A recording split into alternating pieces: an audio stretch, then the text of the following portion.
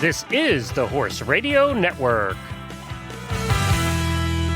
This is episode 346 of the Dressage Radio Show on the Horse Radio Network, brought to you by Total Saddle Fit, 2K Gray, Kentucky Performance Products, and Bed in a Box.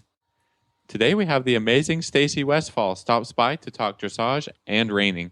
Author Janet Foy on her new book, Dressage Q&A, and Karen from Kentucky Performance Products on feeding for energy. Listen in.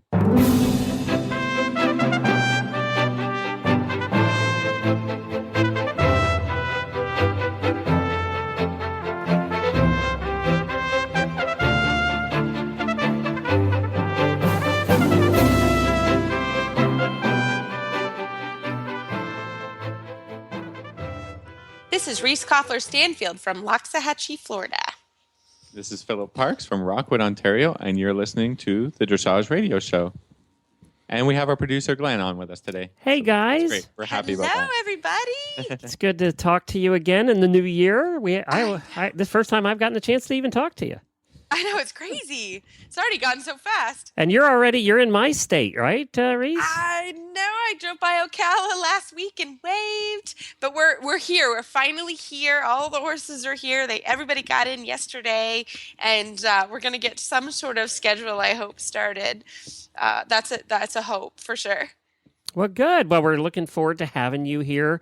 I would like to say you came down to the warmest time, but it just got chilly when you arrived. So I know. Well, actually, for riding, it's not bad. I don't mind riding in a light, sweatshirt and that's fine with me. So so far it's been great. Not too hot, and nobody needs. Philip's bringing his shorts. Yeah, Phil's shorts. Phil will bring his shorts. I know Phil's coming in this weekend for the Trainers Conference, the USDF Trainers Conference. If you have any questions, you can still. I think, Philip, the registration for the USDF Trainers Conference is officially closed, but you can register at the door, and you can find information about that at usdf.org. Plenty of information about the Trainers Conference, and if you have a lot of questions, you're welcome to email me, and we'll get you to the right people. But we hope to see a lot of people there. So Phil's going to come down next week. Do some learning. Yeah, and some butt kicking of me for sure. There'll be some training going on. Yeah, might be. Maybe just a little. As long as I can do that from my deck chair or something, right? With a drink in your hand. We could make that happen for sure. Okay. With some get you some sunscreen when you're out there for sure. Well, there's some cool stuff going on. We were just talking about the opening for the Global Dressage Festival and the first CDI happening today. It happened today, and I have to be honest, I had a student that did a fantastic job, got one of her scores for her bronze medal at second level. Shout out to Laura, well done. So I was over in the national part of the horse show and got to poked in just for a minute to see the Grand Prix. It looked quite good, but I have to be honest, the results aren't up, and but I think there were 40 horses that started in the Grand Prix today. Big Grand Prix, yeah. Big Grand Prix. So it's really cool. And I mean, global, there's so much going on there. It's crazy. So it was really fun to be there and to see what was going on for sure. Well, guys, I have a quick announcement from the Horse Radio Network side of things. We are very excited to announce that it's our 9th year that we're going into with the Stable Scoop Radio Show, which was our first show. That was our flagship show that Helena and I started all those years ago. We have dedicated the entire year to our listeners, to you guys.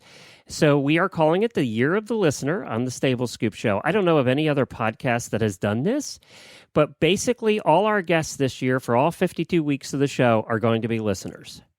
So we are going to be getting you guys on. We believe that every horse person has a story, and it's our jobs to find out what that story is. So I'm going to be looking for some dressage listeners to represent and come on the show.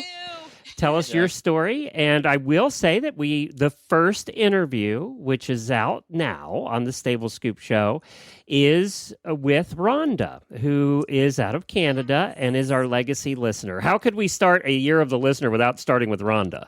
Yeah, no, you couldn't. Yeah, she's listened to every episode of every show. 4,400 episodes. Nobody else, as far as we know, has listened. I haven't. I haven't.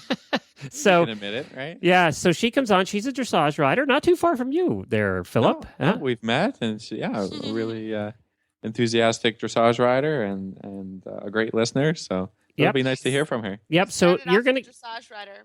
one of the things we found is that the listeners really like hearing when other listeners come on. So this is going to be a whole year's worth of that. As I said, I don't know that it's ever been done before in podcasting. So we're excited that we have the ability and enough listeners and everything to do that over on that show. So that's what's happening over on Stable Scoop. Are you going to need Glenn, some yeah. volunteers? Yeah, how does one get Okay, on that's the show? what I was just going to say. If you would like to be on the show and let the world know about you and what you do and your horses, then just drop me an email at glenn@horseradionetwork.com, and we're getting the dates booked up.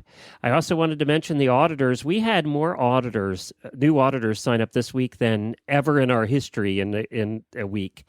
And that's partly because the word is getting out that being an auditor is fun and cool. The auditor's Facebook page, you guys see that, is one of the most active closed group Facebook pages I've ever seen.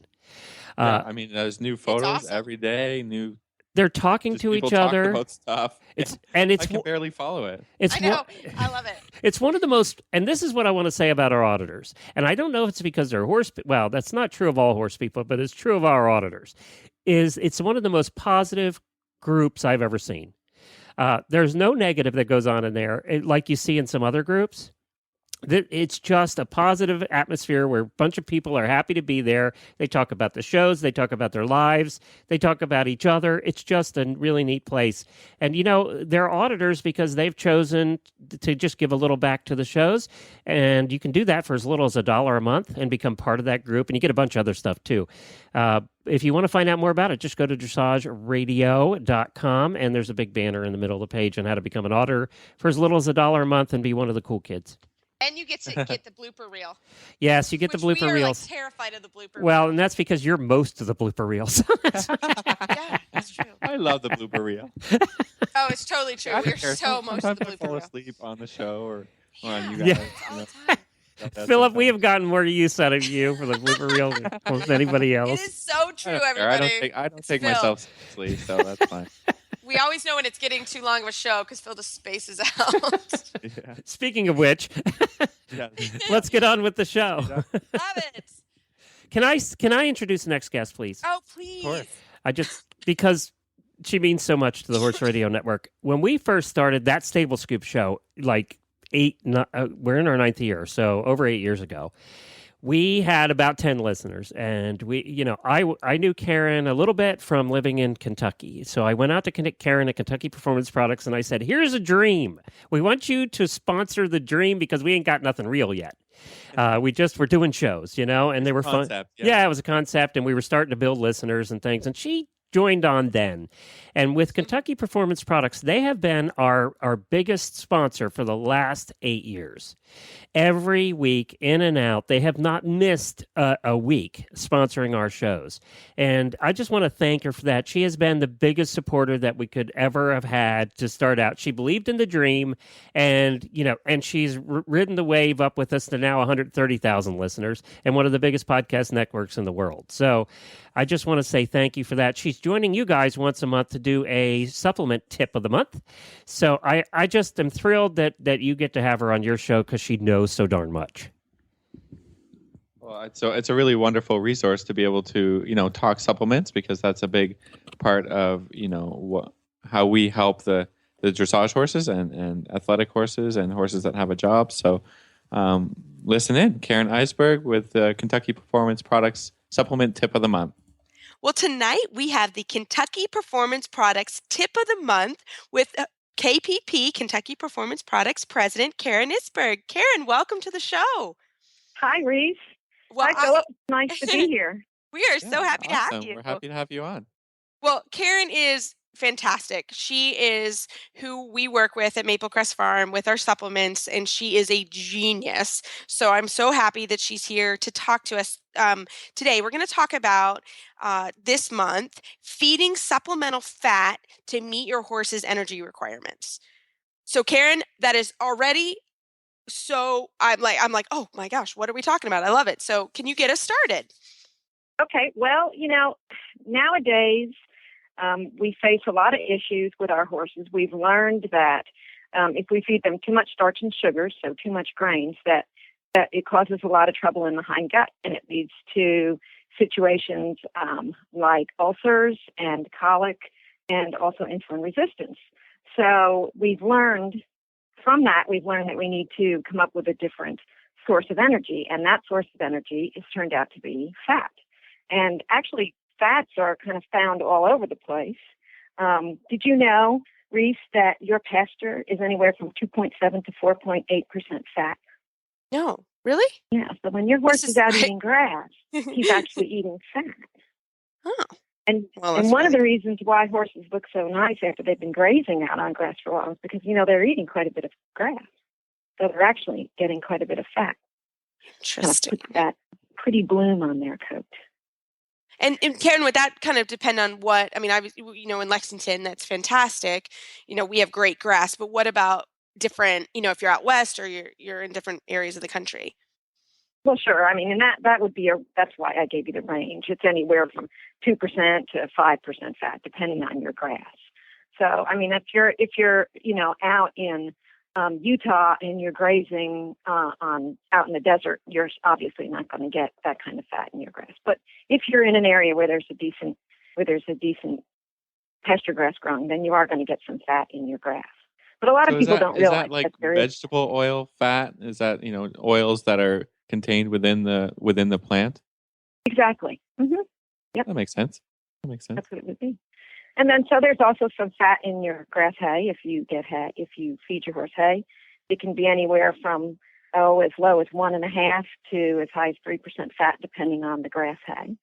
So your horse is always getting a little bit of fat in his diet anyway. So it's something that they would naturally be digesting. So it's something that they can digest. A lot of people associate fat mainly with kind of animal byproducts and things. Animal fats, and they would yeah. think, well, yeah, a horse isn't ever eating fat. A horse doesn't eat fat.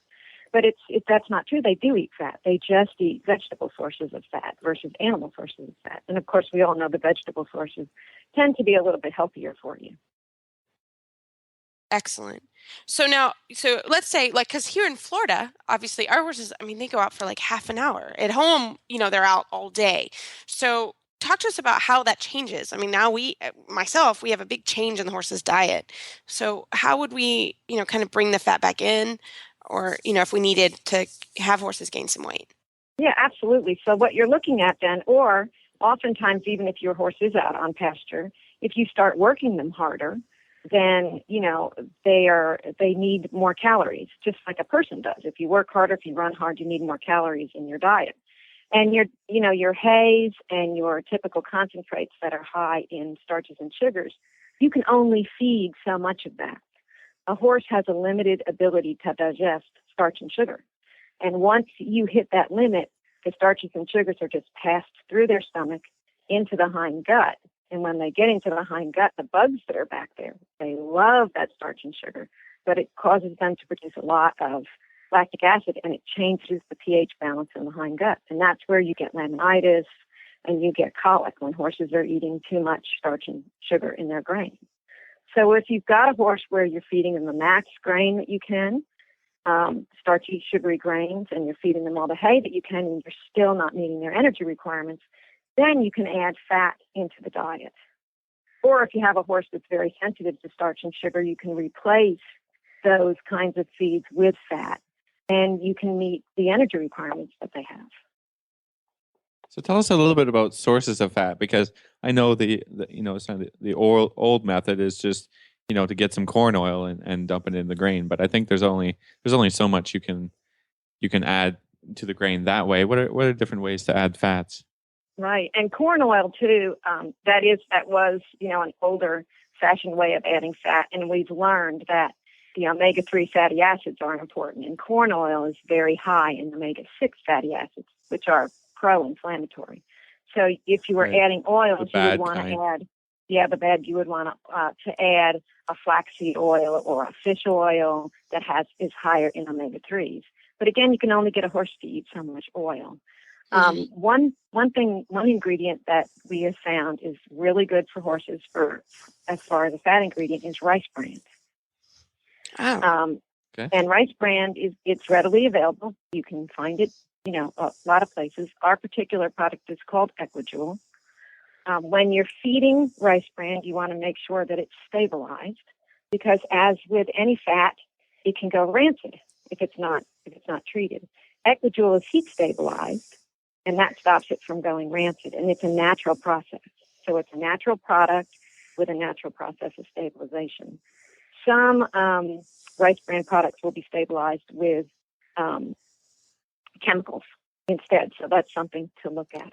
How would you know that, Karen? I'm sorry, You'd have jumping to right ask. in. You would have to ask the manufacturer how they stabilize their Rice Bran. Okay. Or look for, like, we have heat stabilized on our bag so that it's easy for you to tell how it's done. Got it. And then, of course, fat provides almost 2.25 times as much energy as the carbohydrates. So you feed a lot less and you get a lot more energy. So you can make your meal size much smaller. Is it fairly easily digested by a horse? It is, once the horse gets accustomed to it. Like when we talked about in the beginning, there is fat in a horse's diet naturally. So they have some capacity to digest fat. And then, of course, as with anything, you would introduce it slowly to the diet. And then once the horse is accustomed to it, they digest it very well. Are there any dangers associated with this feeding? I mean, could you overfeed it? Well, like anything, I mean, if you overfed fat, you would get some diarrhea. Horses can tolerate up to 20% of the entire diet, of the total diet in fat. That's a lot of fat. Yeah. It is a lot of, Yeah, that's buckets. You'd have to really work hard to overfeed it. Yeah. Got it. But yeah, you can. Some of the benefits of fat are that, like we said before, the concentrate portion of the horse's meal can be smaller. You really never want to feed more than 5 pounds per feeding, because that's about the capacity of the stomach. So you can feed smaller meals because it's more energy dense. And that lowers the risk, of course, of any digestive upset. Feeds that are high in soluble carbs, which are the starches and sugars, they cause a lot of hormone surges. They burn very quickly. It makes the insulin rise very quickly and drop very quickly. And, if anybody is, if you've ever been hypoglycemic, you know how that feels. When all of a sudden your sugar goes up and it goes down and you feel terrible. Well, fats don't do that. They burn very slow and steady, and they reduce those hormone spikes. So horses that tend to be excitable, sometimes that excitability, like people used to say, corn is a hot feed or oats is a hot feed. It was actually those hormone spikes that cause that excitability, and you don't get that in fat. Oh, so Karen, what if you have a horse that's a really picky eater? Every horse I've had that's been skinny is typically a picky eater. How do you kind of combat that? Well, you can use combined products. Like we have a product called Endure Extra, which is a combination of rice bran and flax and some other concentrated fats. And you only have to feed 4 to 8 ounces a day.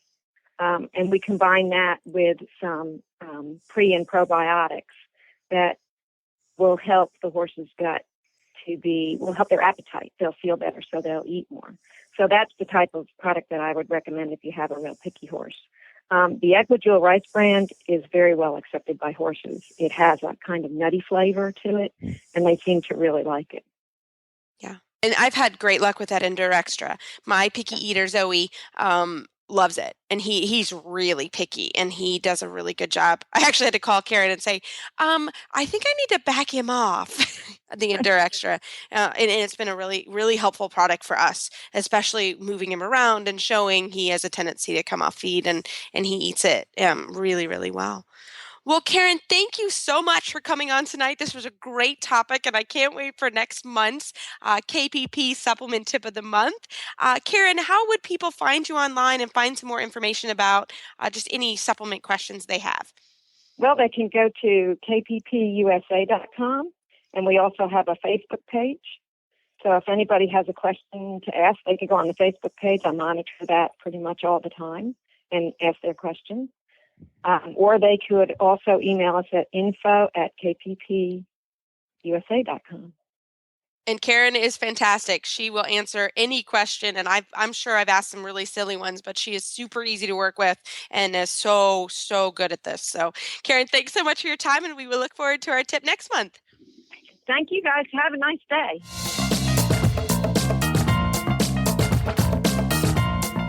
"2K Gray's mission is to honor a woman's adventurous spirit by creating apparel that offers comfort while riding, plus style when you're not." In 2011, Grand Prix rider and entrepreneur Chris Pinto joined forces with fashion industry veteran Meryl Ranzer to create a chic and sophisticated line of performance riding breeches that look and feel better than your favorite pair of jeans. The line, made for women by women, is now being expanded and refined by teaming up with global equine manufacturer and distributor Intrepid International and notable fashion designer Kia Tomlin. 2K Gray offers serious riding clothes that are sturdy in the saddle, yet slimming, stunning, and sophisticated everywhere else. Each detail, from pocket shape to seam placement, is designed to enhance a woman's silhouette and to celebrate different body types. The collection is machine washable and proudly designed in the USA. Check out the new and exciting designs at 2kgray.com. That's the number 2, the letter K, GREY.com. You can also follow them on Facebook at 2K Gray. Feel better and ride better. 2K Gray. Well, Mare recently got her 2K Gray breeches, and she's been wearing them out to the barn and doing a little bit of riding, and she's loving them. I think they look great, of course. I'm gonna say that. Not just Are they because that's my husband wife, approved? but they're making her look good. They're making her look good, and yeah, she's really happy about being able to jump from the barn to going to the grocery store and not really feeling weird about wearing breeches. I think they look very similar to jeans and stylish, and yeah, she's telling people are asking her about her breeches. They're looking good. Did she get the that's all ones I with the can say. little I bit of haven't bling worn on them? them, Do they have the little bit of bling on them? They got a little bling on them. Yeah. She's very conservative, so she's got the not so blingy bling ones, and they look great. And she's very happy about her breeches. So thank you to 2K Gray. Very good. Well, we have an author coming up next. Yeah, Glenn, we do have an author and a fabulous horsewoman and a 4-star judge. Janet Foy is coming on, and you can find her website at dressagewithjanetfoy.worldpress.com. And she's come out with a new book, and I think you'll really enjoy kind of hearing about her story becoming an author, and then also just how she talks about her new book, Dressage Q&A. This evening, we are so excited to have Janet Foy, U.S.'s 4-star FEI judge and FEI trainer on the program. Janet, how are you doing today? I'm doing great. Thanks. Good to be here. We're so excited because you are also, with your many hats that you wear, an author. And we wanted to talk about both of your books. So can you start talking about the first book that you have written? Well, the first book I wrote was a book that sort of was a joke I always said. I would tell my students, and I would say, well, you really don't need to read books. You just need to ride a lot and sweat and have wet saddle pads, because all the books are written for perfect horses, and yours isn't. So this book, Right.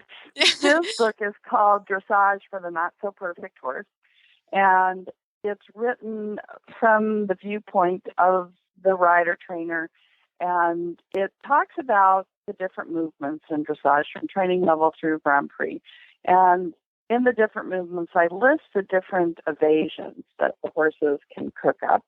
I've done this for 30 years, and I find that the horses also have a book of their own, and they sort of go from plan A to plan B to plan C. So I've listed their evasions, and then in the book I list exercises that will help improve those particular issues. So it's a good training manual for the rider. They can ride and say, oh gosh, I'm having tilting in the shoulder, and I wonder how I fix that. And there's actually a great index that lists all the movements, and it says under shoulder and tilting, go to page whatever, and there it is. And it gives you all of the different exercises that should improve that particular issue. So it was a great book to write. It gives also the benefit to everyone of all the fabulous people I've worked with over the years, and I've worked with some of the top people in the world. And no one invents anything new, really. We just sort of change it a little bit. So it's a great book to just sit down and read, and also take with you to the barn. It's also available on Kindle, so you can have it in your barn or on your phone and quickly look. And I've had a lot of people say they carry their phone along with them when they ride so they can look up the different exercises in the book. So That'd be perfect. I think that's fun. Yeah, exactly. And Janet, so it's a great book to have with you on, at the barn, at the arena, especially if your trainer isn't there. How would our listeners find the book? How would they find it?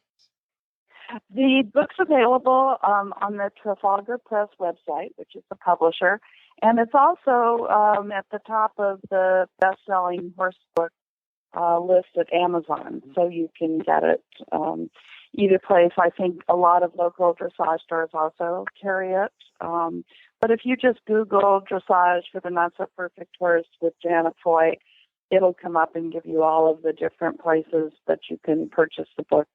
So I hope they get one. It's a hardback book, has tons and tons of pictures, and the pictures are really near and dear to my heart. And I had to go through scrapbooks from years and years. Luckily, I was a scrapbook kind of person.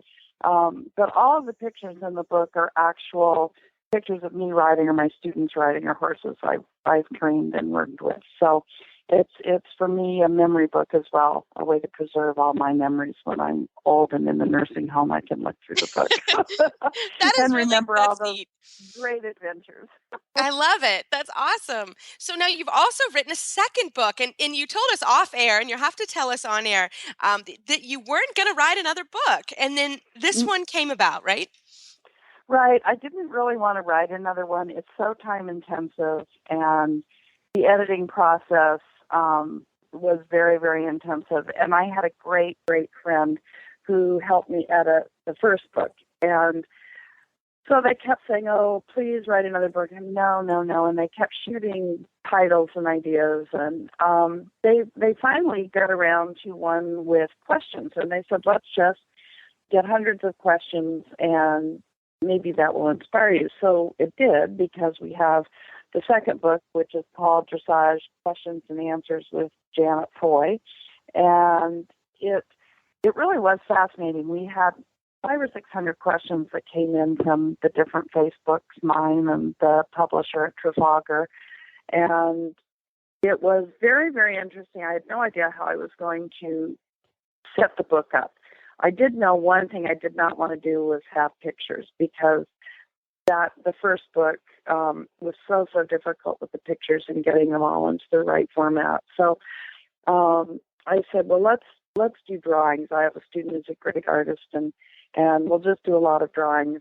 And I think in a way that's good. I see so many problems with pictures that, on the internet, you have one split-second moment of time, and 200 people criticize the horse because the pole's low at that moment, or the mouth is slightly open at that moment, when it was the only moment in the entire 8-minute test that happened. So it's very, very difficult to find pictures that really represent 100% of what we want in the different movements. It's much easier just to draw the little horsies. So we got the questions. And as I went through them, I started to realize the perfect format to do the book would be the training scale. So that's basically how the book is laid out. It's laid out according to the training scale. And it also, I started with a little glossary that one of my sayings always when I'm teaching is keep it simple.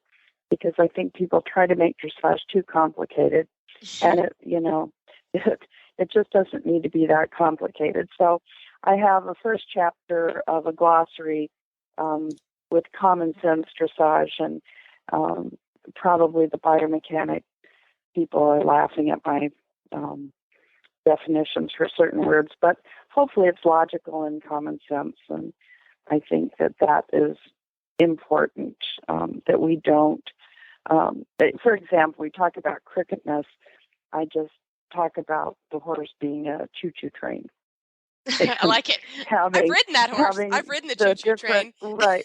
And having the different cars going around the curve without any of the cars derailing. So,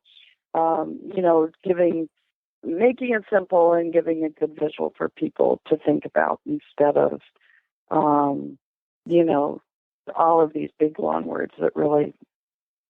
I think that's really important for a book, because you can write entire chapters on certain, movements or a certain idea that you want to talk about. But I think the easiest is to break it down to, a visual or something that somebody can imagine, sort of something tangible that you can talk about, and then move on from there. Because, of course, like you said earlier to us, is, every horse is a little different, and every concept you can apply differently to a horse. But when you're reading a book and you're sitting down, you want to have something, very simple that applies to most situations, I think.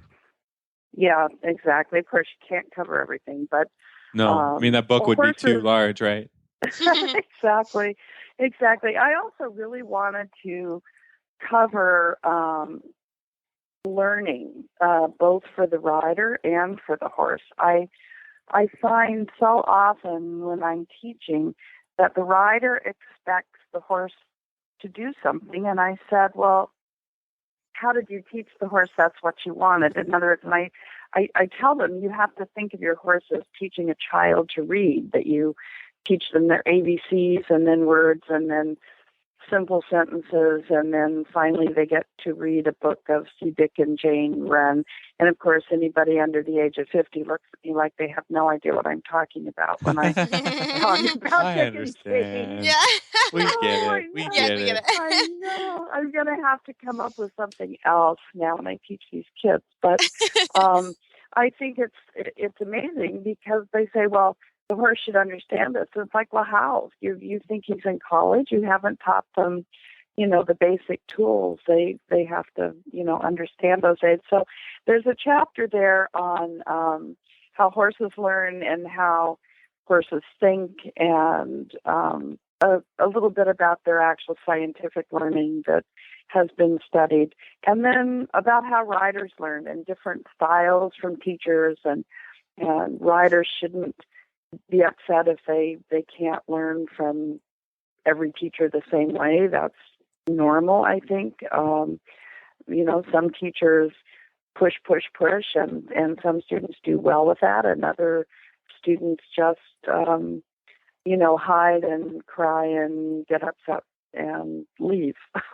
So, there's so many different styles of teaching as well as learning. And the other thing I touch on, it is a difficult subject too, is teaching feel. I think it's impossible to teach somebody. We say it all the time, Reese. I know you do too. Do you feel that? Do you feel that? Well, somehow we're hoping that that's making sense. Yeah. Mm-hmm. That's a difficult. We can give them the tools. And if you do this, the horse should do that. But I think you're always dealing with people who are trying to learn what the right feeling really is, and then be able to repeat that feeling. So that's what they learn. And I don't know about you, Janet, but one of my pet peeves of that is if somebody says, "Do you feel that?" And I know some students are like, "Oh yeah, I feel that," and I'm like, "Yeah, I did. Oh yeah," and I'm like, if you don't feel it, say it. Yeah. Tell your instructor it's okay. I know. That's a pet peeve of mine. Yeah, isn't that a funny thing? Yeah. I mean, everybody wants to achieve, right? Yeah, everyone wants to be like, I got it. It's like, oh wait, if you don't, it's okay. Ask your instructor. I'm just going to say that. I know. It's a hard problem. It's and of course then you have green riders with green horses, and it's going to be very difficult for them to get the right feel. Yeah. because that's just not how it works. So No, exactly. the idea of starting with a schoolmaster is always, I think, an important part of learning to ride. So the horse has some idea of what you want and can help teach you a little bit along the way too. So, Okay. yeah, Jan- so that was, I enjoyed writing those chapters, and I hope that will be helpful to the teachers and also the students. And then it was interesting when you get to the what people have the hardest thing understanding. And it's never impulsion. And I always say, any pony putter can kick the horse and make it go. And that's the difficulty, I think, 30 years ago when we had those old, heavy warm bloods that were like one generation separated from the plow horse. They were the laziest, dullest things. And I think at that time, it really was about impulsion because they were lazy and they didn't want to go. And they had no tension really in their brains or their bodies. They, you could bounce on their back all day long and they could care less. But the modern horse, which is, thoroughbred, Arabian, hot, bred to be sensitive, athletic, quick. Very forward, very forward, very smart. Now there is tension and now there is tightness. And so I think everyone has to look at the training scale and realize that technically submission comes first and then impulsion comes second. So we always have a little saying in the judge world, the more impulsion you have, the more submission you need. And I think contact is always a big issue. There's still people in this world that teach you need more weight on the outside rein, and if you just throw the inside rein away all the time, you're going to have it. And so I think there's a big misunderstanding in the country that contact, that's not what it is. It should be the same amount of weight in both reins, and both reins have separate jobs. But if you just throw the outside rein, hold on to the outside rein a lot and give the inside rein, the neck's going to get shorter and shorter, and the horse is going to get slower and slower, and you're never going to bend in the correct direction. So that was interesting. Lots of questions on contact and heaviness, and a lot of misinformation that if the horse is light, it means that your reins are loopy and you have no contact. And I think the term lightness needs to be talked about in relationship to the balance of the horse and the lightness of the shoulders. And often some of these big, powerful horses can have 3 to 4 pounds in each rein and be incredibly uphill and light and free in the shoulder. So, again, misconceptions, things that are confusing. Lots of those contact questions. I think probably more contact questions than anything. So, and that makes sense. I mean, contact is one of those things, kind of like the feel.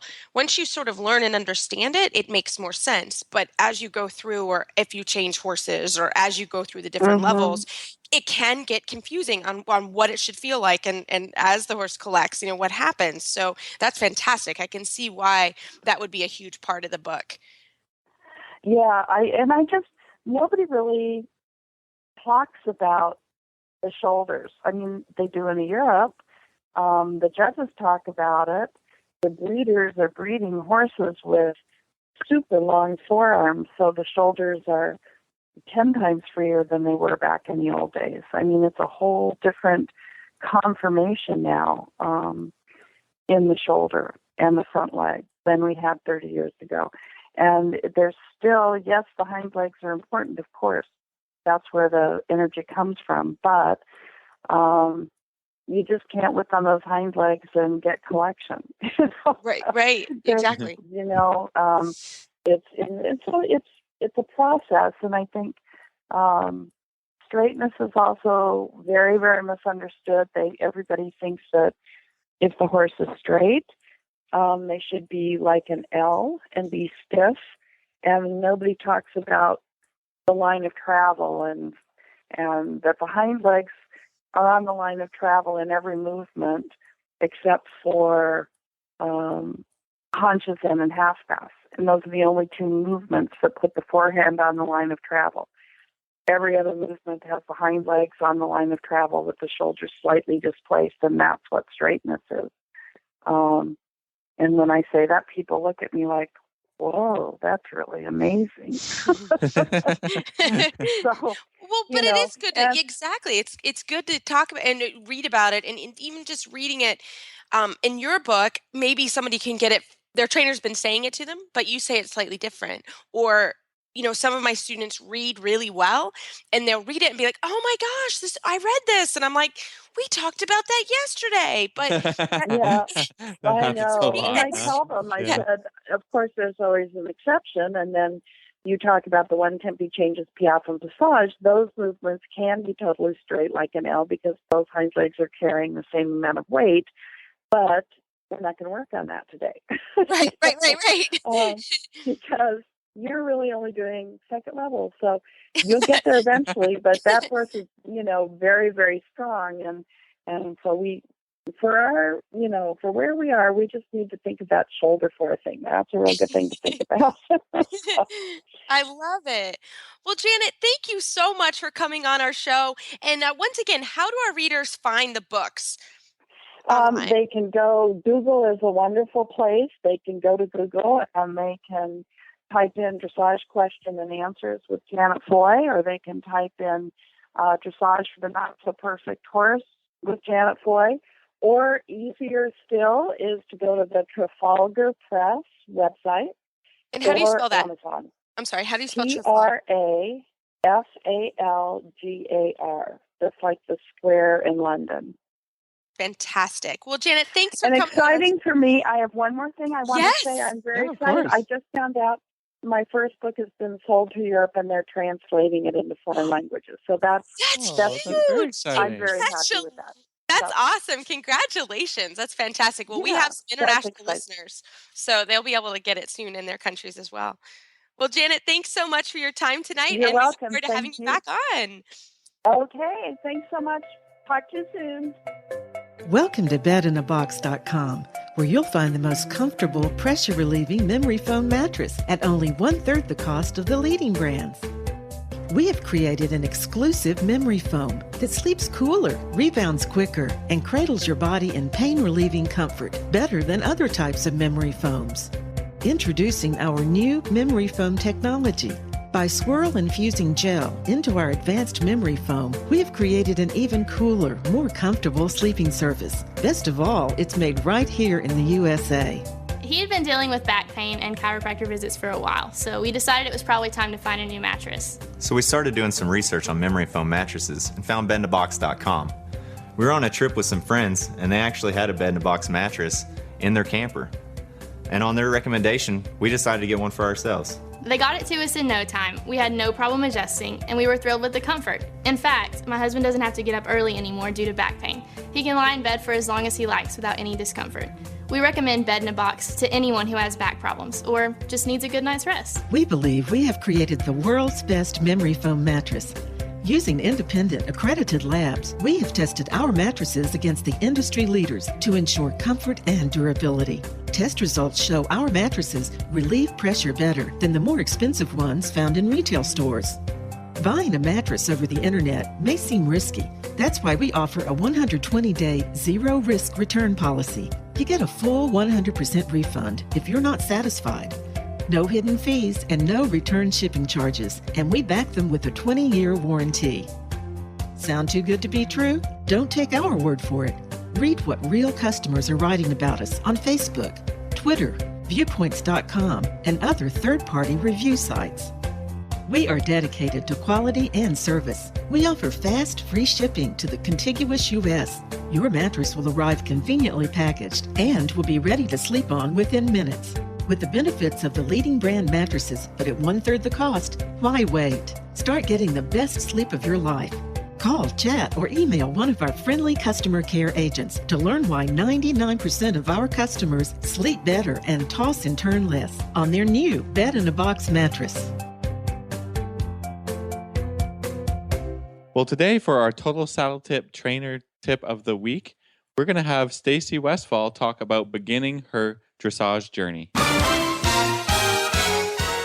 This tip brought to you by Total Saddle Fit, the shoulder relief girth that Reese and Philip both love. And here's why. The saddle fit solution you have been waiting for is finally here. TotalSaddleFit.com is proud to introduce the shoulder relief girth. This strategically shaped girth actually moves the girth line of your saddle back over 1 inch, thereby freeing your horse's shoulders from the saddle. Traditional girths pull saddles up against a horse's shoulders and often over the top of the shoulders. The shoulder relief girth's recessed ends allow for the billets to buckle into the girth farther back to give your horse unparalleled freedom of motion. We are so certain that your saddle will fit better and your horse will be more comfortable that for a limited time we are offering a 30-day, 110% money-back guarantee. If you are not totally satisfied with your shoulder relief girth, send it back for a full refund plus 10% of the purchase price. Don't wait. Order now for the best saddle fit solution available. At TotalSaddleFit.com. Visit TotalSaddleFit.com. Well, this evening, I am so happy to have Stacy Westfall on the program. Stacy is a very, very famous rider. She was the opening act for the World Equestrian Games. She is in the Cowgirl Hall of Fame. She's the only woman to win Road to the Horse. And if you have ever seen her on YouTube, she has millions of downloads from her bridleless and bareback riding. Stacy, welcome to the show. Well, thanks for having me. Well, we cooked up this idea because you'll have to kind of tell everybody the story. But we have been working together for the last several months.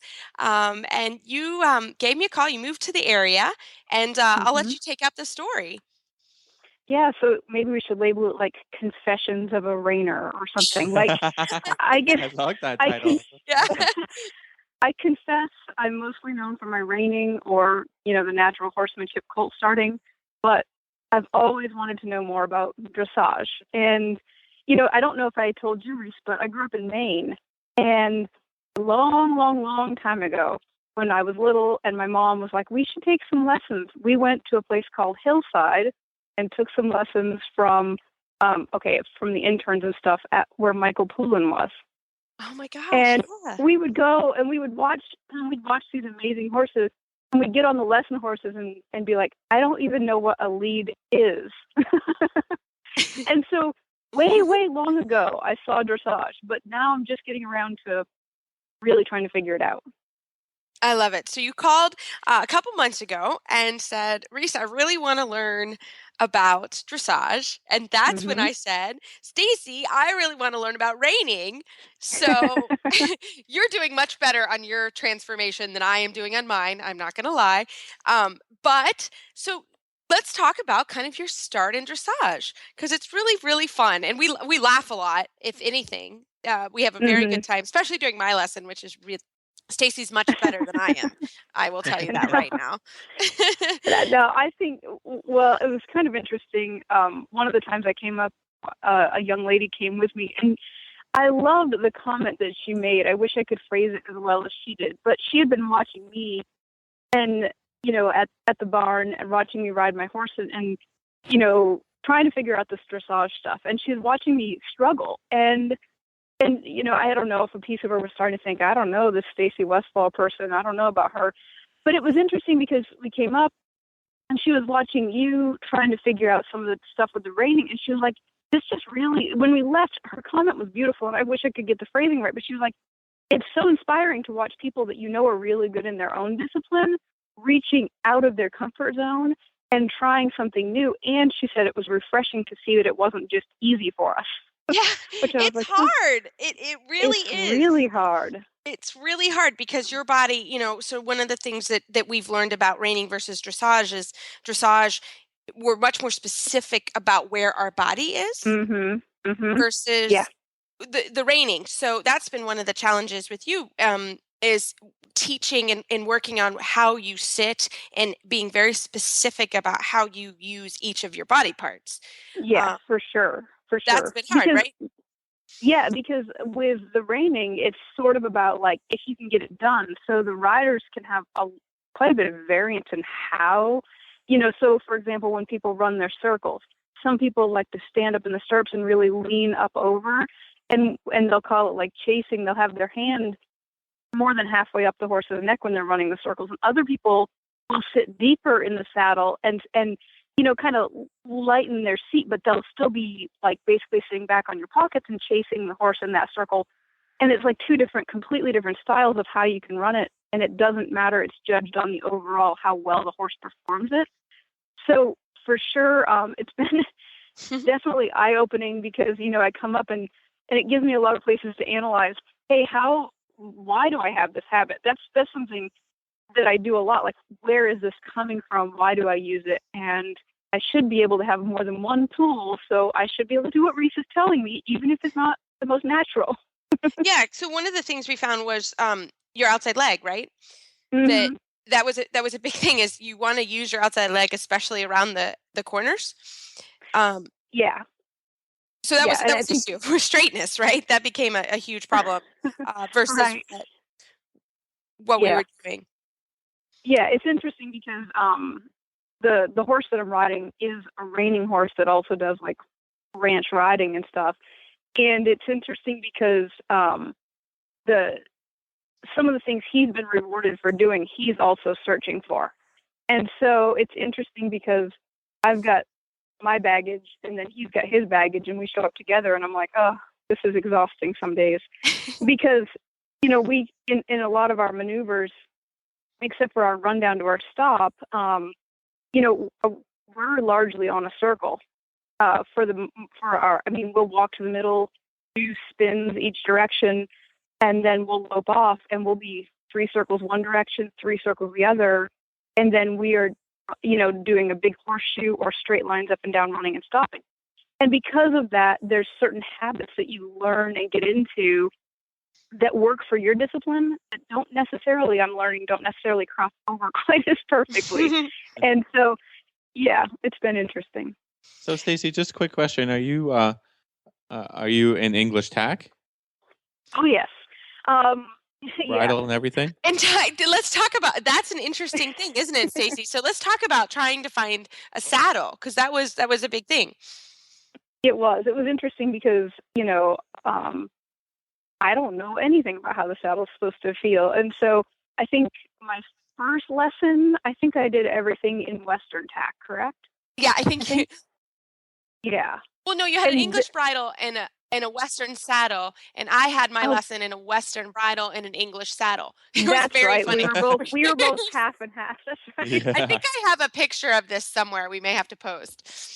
Yes, I think we. And then I went out and I kept trying. I do really enjoy that a lot of the stores will let you take a used saddle and use it for a week to try it out. And between that and riding in different borrowing saddles and everything, I finally chased down one that I liked, and I was really, really happy when Reese said I'd done a good job. Yeah, it looks good. It looks really good. Yeah.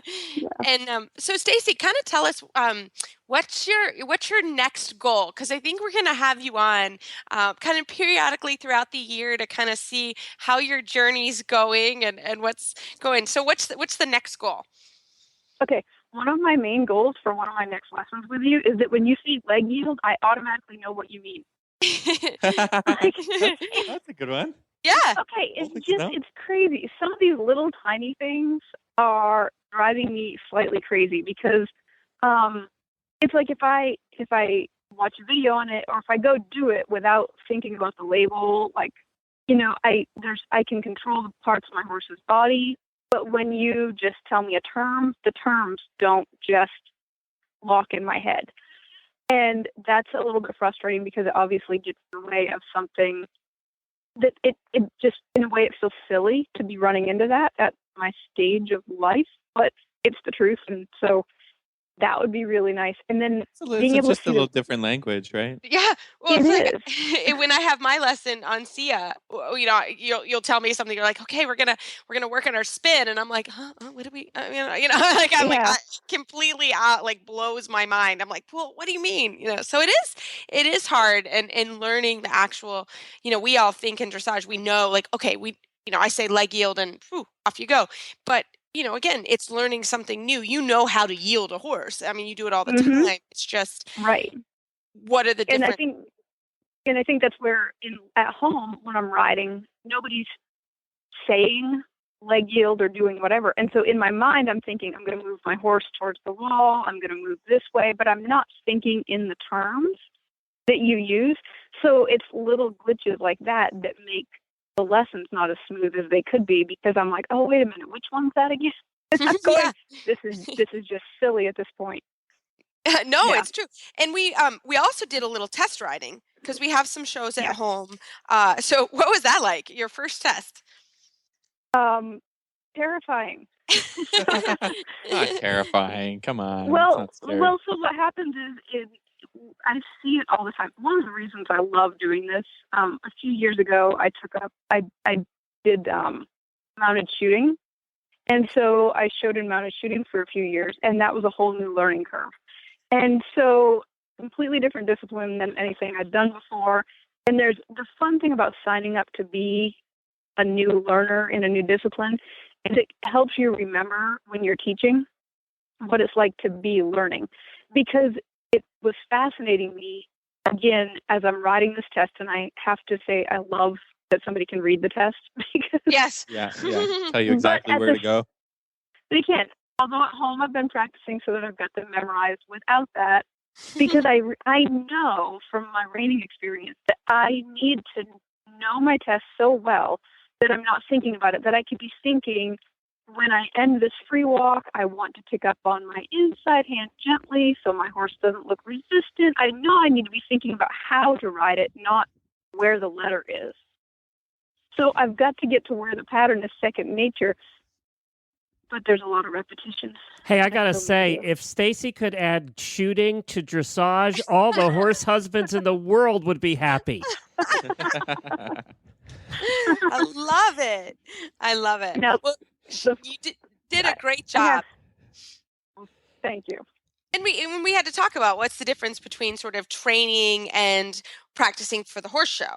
That was our last lesson. Was we rode through the test start to finish. We did it a couple times, which is normal, and really just to talk about what's the difference there between the two. And so that was really fun.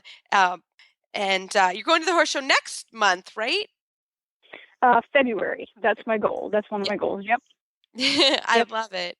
I love it. Well, Stacy, we are so glad you came on to do the Confessions of a Reiner, but actually you're really, really good, and it's super fun for both of us. It's very hard to learn a new discipline, especially when you're set in your ways in your discipline. So it's been fun to help you and to be a part of it. So Stacy, how do our listeners find you online?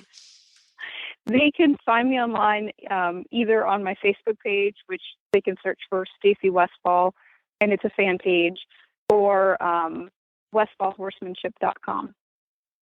Fantastic. And I have to thank you, Goodreece. Thank you for when I made that first phone call, I was so nervous. Like, I've got to confess that I'm a reiner that wants to take dressage lessons on my reining horse. Thank you for being excited about it and not, making fun of me. Oh, I feel the same way. I mean, exactly. We're doing the same thing. Like, I'm serious. Stacy is way better and actually much more dedicated to her dressage learning than my reining learning, but I'm trying, and it's really hard to do something different and to stretch, and I think all good horsemen do that, and so that's why we're both working together. And I feel the same way because like I said, I'm way worse than you, and you're way patient. Oh no, you're going to come back from Florida and all that warm weather and riding. I'm going to be freezing up here. You're going to be spinning circles and doing all kinds of things. I don't know. Do they allow reiners in Wellington? Is that from? Yeah. I'm not sure. Well, I don't know. We're switching. We're kind of working on our Western dressage until I have more assistance with Stacy, because I really don't know what I'm doing. But it's been super fun, and we'll keep everybody in touch with our journey. And for sure, Stacy, we'll have to check in next month on how the horse show goes. Yes, that will be interesting. Thanks, Stacy. We'll talk to you soon. Thank you, guys. See you guys later. Well, as always, we love listener feedback. We love emails, Facebook shout outs. So, Phil, we actually have a question, an email question that we don't really know the answer to, and we're going to need some help. We're going to need the help from our listeners, to give this other listener some advice. So I'll just go to the email. It's a question for Risa and I about somebody who has an opportunity to go to Ireland in September for 2 or 3 weeks for a horse vacation. She would like to take some dressage lessons there, and she needs a recommendation for a farm or instructor. So we're going to throw it out to our listeners out there in the internet world to give us some recommendations that we can pass on to this listener about riding vacation in Ireland. So any help would be very much appreciated, I'm sure. That would be great, and we would love that. So you can find our show notes and links to today's guest on our website, dressageradio.com. Like us on Facebook, just search Dressage Radio Show. Follow us on Twitter at Horse Radio. If you have a great suggestion for the Ireland trip, you can email me at reese@horseradionetwork.com, and my website is maplecrestfarmky.com. You can find me at philipparksequestrian.com, and my email is philip@horseradionetwork.com. I'd like to thank our sponsors this week for allowing us to put on a great show. And don't forget to check out all the other shows on the Horse Radio Network at horseradionetwork.com. Everybody, keep your heels down and your shoulders back, and we'll talk to you next week.